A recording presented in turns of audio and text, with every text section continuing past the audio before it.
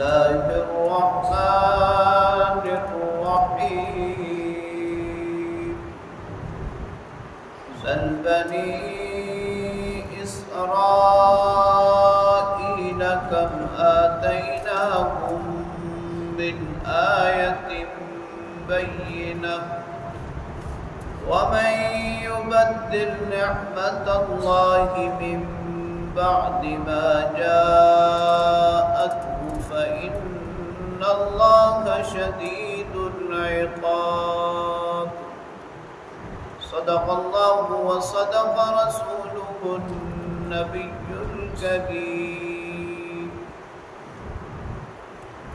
سورہ بقرہ کی آیت نمبر 211 کی تلاوت آپ نے سماعت کی۔ ترجمہ سماعت فرمائیں۔ سل بنی اسرائیل، پوچھئے ان یہودیوں سے، کم آتیناہم من آیت بینہ، کہ ہم نے ان کو کتنی واضح دلیلیں عطا کی۔ وَمَن يُبَدِّلْ نِعْمَةَ اللَّهِ، اور جو شخص اللہ کی نعمتوں کو تبدیل کرتا ہے، من بعد ما جاءته، بعد اس کے کہ اس کو وہ عطا ہوں، فإن اللہ شدید العقاب، تو بے شک اللہ تعالی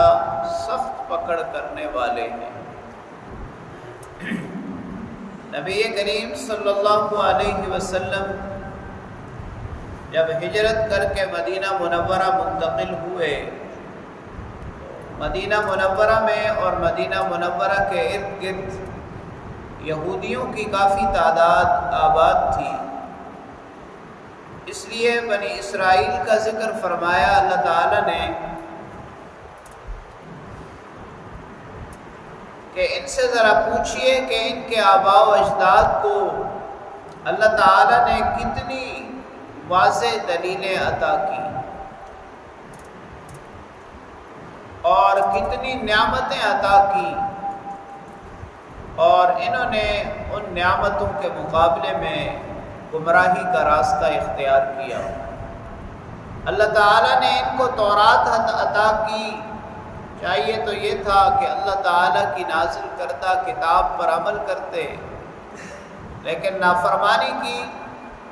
تو نافرمانی کے نتیجے میں اللہ تعالیٰ نے طور پہاڑ کو ان پر معلق کر دیا کہ یہ تمہارے اوپر گرا دیا جائے گا۔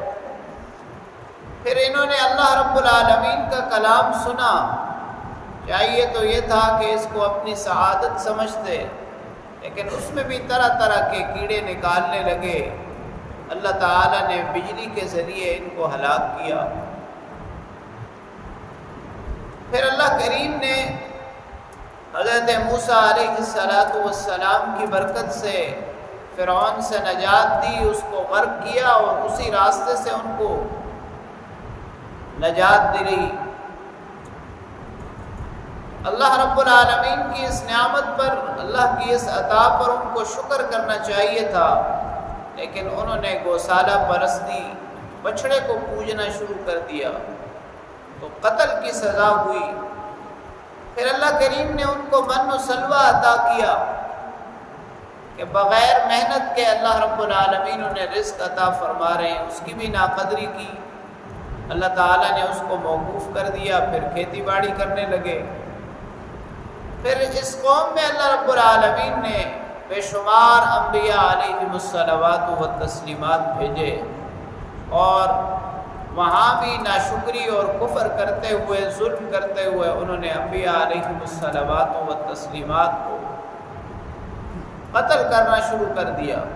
اللہ تعالیٰ نے ان کو جو دنیا میں حکومت و سلطنت عطا کی تھی وہ لے لی،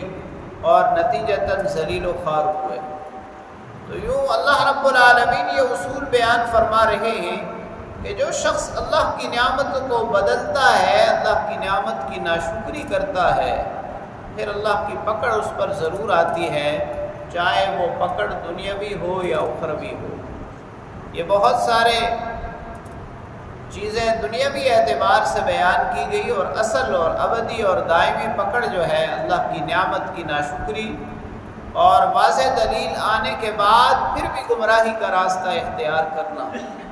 اس پر جو اخروی پکڑ ہے وہ بہت زیادہ ہے۔ اللہ کریم سے دعا ہے